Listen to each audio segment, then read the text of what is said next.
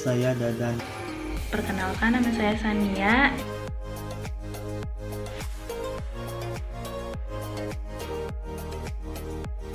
Assalamualaikum warahmatullahi wabarakatuh. Perkenalkan, nama saya Hilwa Rifa Mahira Syahdani. Saya dari kelas PID semester 4. Saya sebagai pemateri pertama yang akan menjelaskan tentang landasan filosofis, landasan sosial, landasan psikopedagogis. Yang pertama adalah landasan filosofis atau philosophical foundation. Dalam pengembangan kurikulum, filsafat sangat berperan penting dalam pengembangan suatu kurikulum pendidikan. Pentingnya filsafat pendidikan bagi kurikulum itu sangat bermanfaat. Kenapa? Karena akan menentukan arah kemana anak-anak harus dibimbing.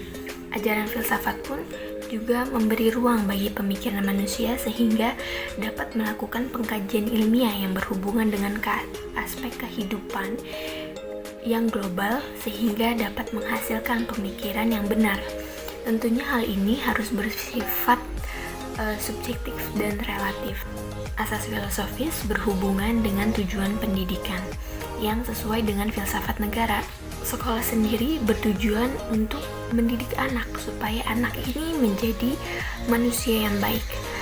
Baik pada hakikatnya ditentukan oleh nilai-nilai, cita-cita atau filsafat yang dianut oleh negara, tetapi juga seorang guru, orang tua, masyarakat, dan bahkan dunia. Hal ini didasarkan oleh filsafat pendidikan nasional yang berhubungan dengan filsafat pendidikan Islam, yaitu pada tujuan filosofisnya masing-masing. Hal ini juga terdapat di dalam Undang-Undang Nomor 20 Tahun 2003 tentang Sisdiknas. Pada tujuan filsafat pendidikan Islam lebih bersifat kepada yang mutlak dan yang hakiki, keselamatan jasad dan ruh di dunia dan di akhirat.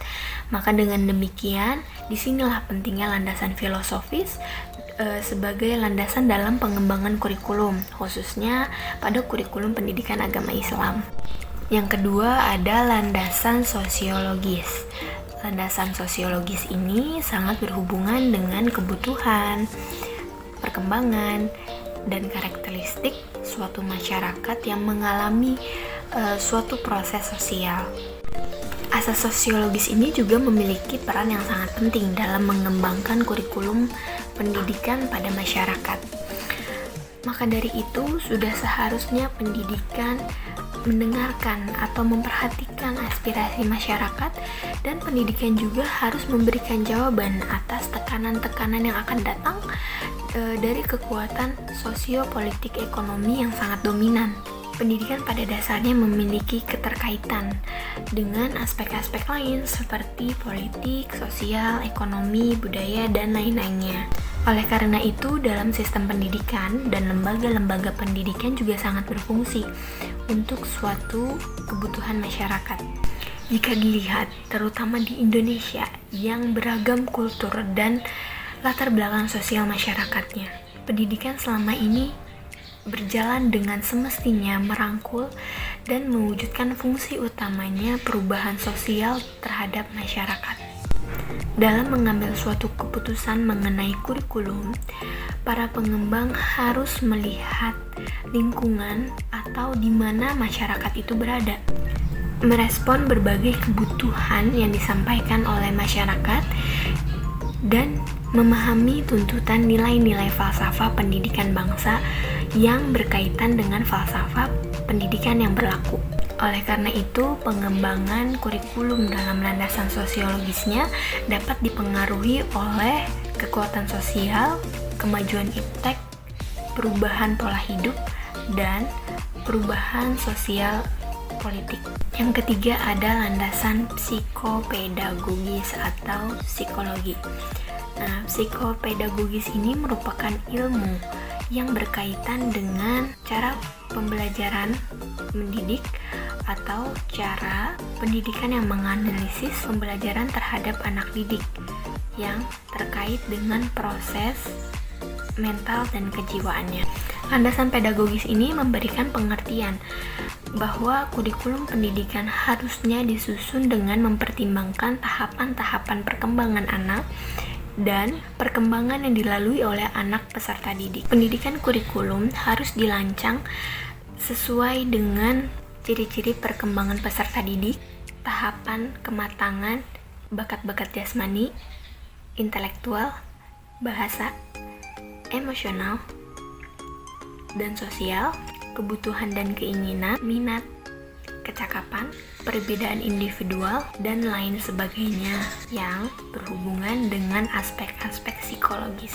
Menurut Wina Sanjaya, kurikulum merupakan pedoman bagi seorang guru dalam mengantarkan anak didiknya untuk mencapai harapan dan tujuan pendidikan. Menurut psikologi, peserta didik memiliki keunikan dan perbedaan-perbedaan, baik secara minat, bakat, dan potensi yang dimilikinya sesuai dengan tahapan perkembangannya. Nah, maka dari itu kurikulum harus memperhatikan kondisi psikologis perkembangan dan psikologi belajar anak.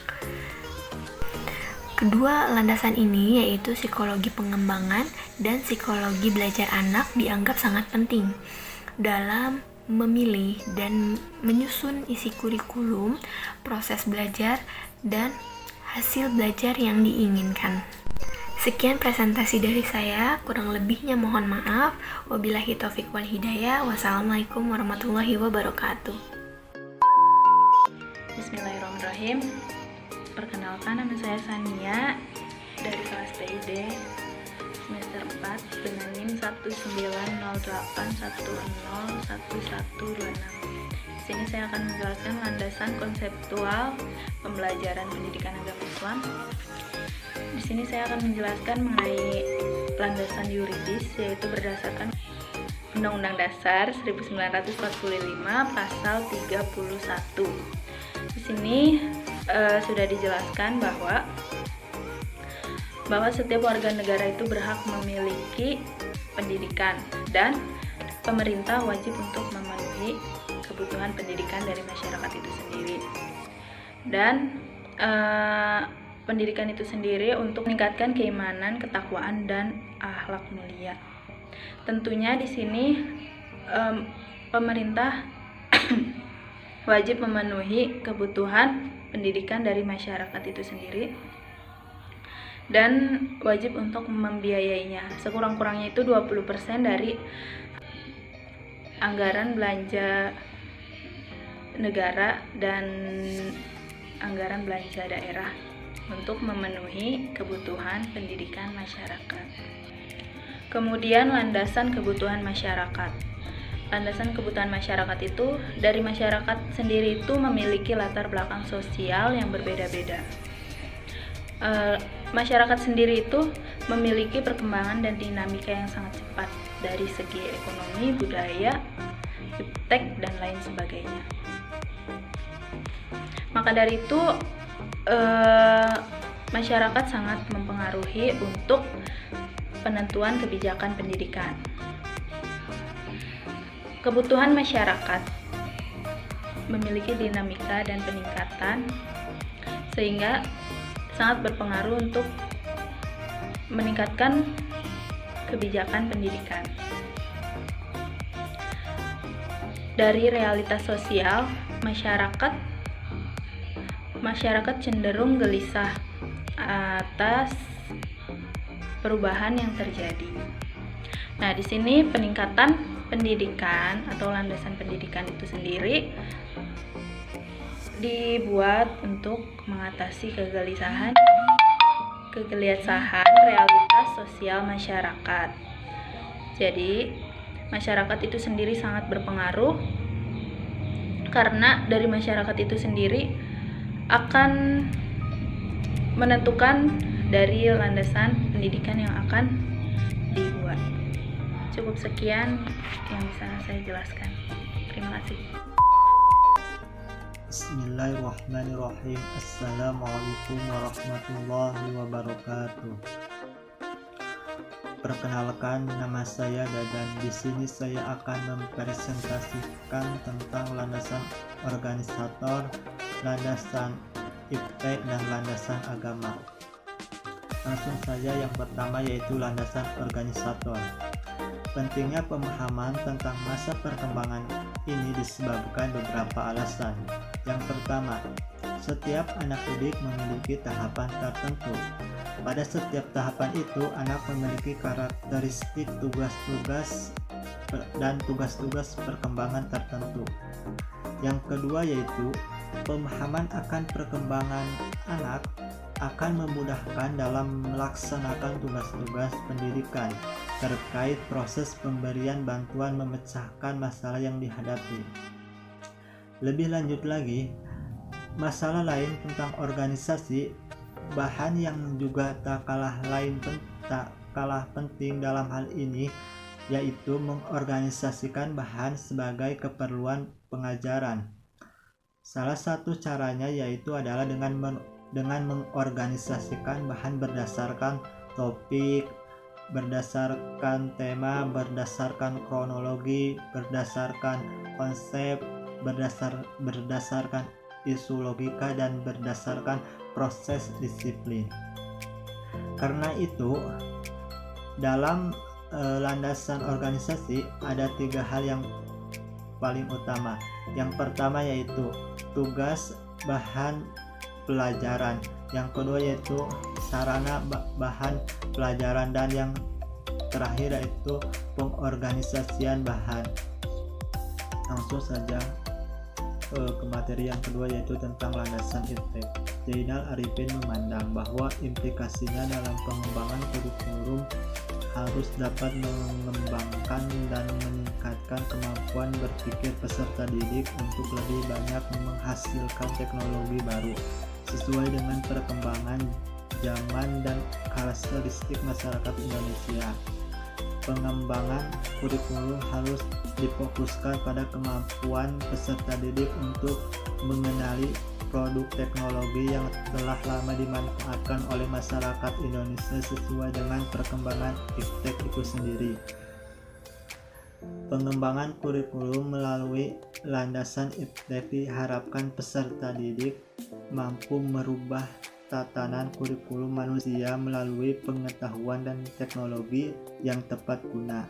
Selain itu, peserta didik harus mampu mengenali kepentingan bersama dan menyelesaikan pola pengetahuan dan teknologi yang mengalami perkembangan. Lanjut ke materi yang terakhir yaitu tentang landasan agama. Landasan pengembangan kurikulum yang tak kalah pentingnya yaitu landasan agama. Di Indonesia dalam mengembangkan kurikulum hendaknya berlandaskan kepada sila yang pertama, yaitu kepada ketuhanan yang Maha Esa. Hal ini menyatakan bahwa kepercayaan kepada Tuhan yang Maha Esa bagi individu peserta didik sesuai dengan agama dan kepercayaannya. Pentingnya suatu kurikulum berlandaskan kepada aspek agama tersebut supaya peserta didik bisa saling menghormati satu sama lain terhadap penganut agama yang berbeda. Dalam pendidikan Islam, dasar utama dalam pengembangan kurikulum adalah dasar agama Islam. Al-Syaibani memberikan kerangka dalam hal ini. Kurikulum Islam bahwa dasar ini hendaknya menjadi ruh dan target tertinggi dalam kurikulum.